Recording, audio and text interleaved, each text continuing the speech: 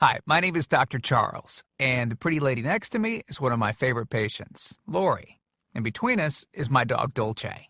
Now, I've got somewhat of an unusual weight loss tip to share with you today. A tip that's been right under our noses our whole life. Literally. It's also one of the most important tips that I've shared with my patients in the clinic here in Fishers, Indiana.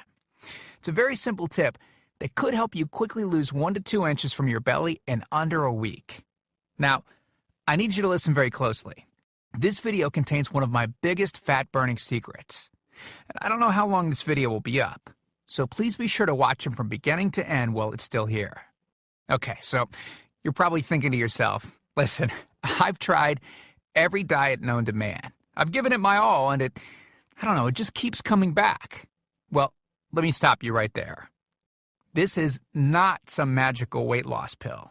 It has nothing to do with that crazy acai berry garbage or any special weight loss drops or any of the other incredibly scammy weight loss gimmicks that we see all over the internet these days. In fact, these tips date all the way back to the 1950s and help explain why the majority of all Americans are now considered obese. And no, it might not be because we eat too many bad foods. I'll show you how you should be able to eat some bad foods and still lose weight. Hey, believe it or not, it's not your fault. But before I get into the specifics, let me quickly tell you a little bit about myself. First of all, I'm a board-certified chiropractic physician, certified wellness practitioner, certified advanced nutritionist, speaker, author, have helped thousands worldwide. One more thing, before we go any further, let me tell you about someone that I'm extremely proud of, a patient of mine named Lori. Now, she was your typical working mom with 3 children to take care of. Yes, I said 3.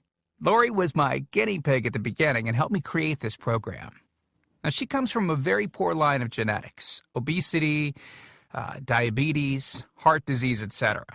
So I thought if this program worked for her, it might be able to help anyone.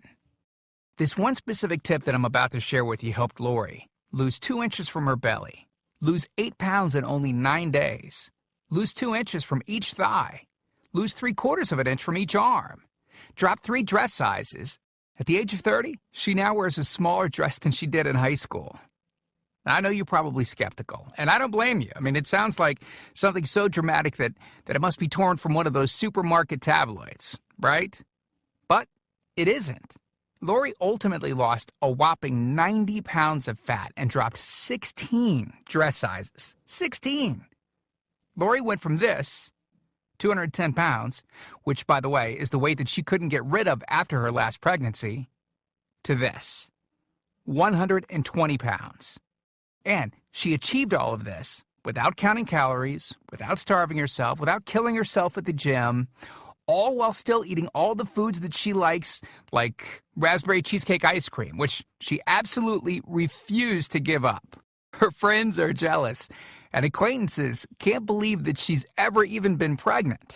Listen, when it comes to weight loss, unfortunately, women get the short end of the stick. It's definitely harder for women to lose weight. In fact, women have been hardwired to not lose weight. And no matter how cheesy what I'm about to tell you sounds, it all makes perfect sense if we stop and think about it. Let me explain. It all stems back to the hunter-gatherer days of our ancestors. Men weren't built for fat storage at all. Men were built to be lean and fast to hunt food. How men can even accumulate fat at all goes completely against our genetics. On the other hand, women were built for fat storage to be able to survive and care for children during famine. Their essential minimal fat stores are many times higher than men. Women were built to accumulate as much fat as possible and to not lose those accumulations for childbirth, milk production, and child rearing. Now, unfortunately, we've been built to survive, not to look good. Women have a couple of major fat-storing roadblocks that hold them back. First of all, women's fat cells are bigger and have more fat-storing enzymes in them. Men's fat cells have more fat-burning enzymes and are much smaller. Women honestly do have a lot more working against them, which is why the steps I'll be outlining in this presentation work so well. Second, estrogen multiplies fat-storing enzymes, making them gain weight around their butt and thighs like it's an Olympic event. Darn those childbirth genetics. Third,